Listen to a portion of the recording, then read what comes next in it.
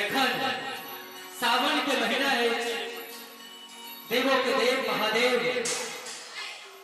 के कृपा से हम सब गोटे कोरोना काल में नहीं तो सुरक्षित छी। महादेव के असीम कृपा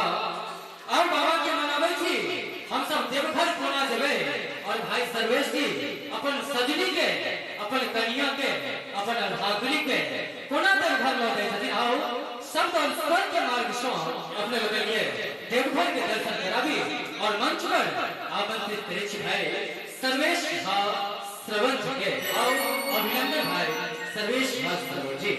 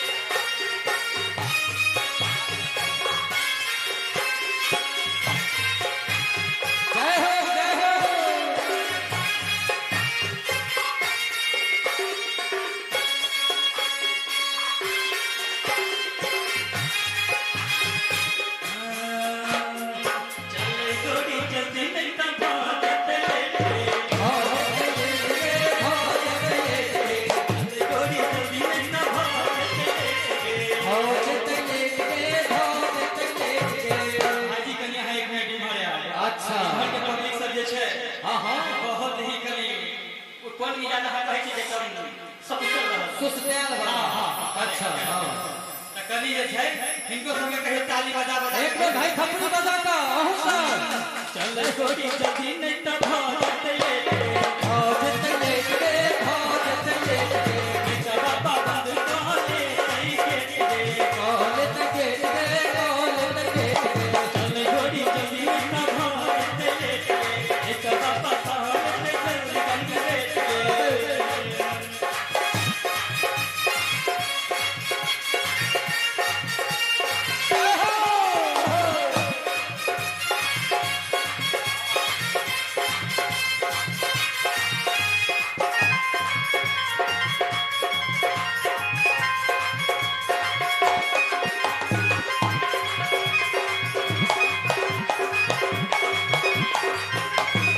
गोरी जल्दी नहीं तो भागत लेट गे भाजत लेट गे भाजत लेट गे बेटा बाबा बाबू बंद काले गेट गे कॉलेज गेट गे कॉलेज गेट गे सुंदर लगे छठ सिंगार के अबे सुंदर लगे छठ सिंगार कहीं तेरे बाबा के लगैया चल गे घर जा एही देव बाबा के लगैया चल गे घर जा एही देव बाबा के लगैया आहो आया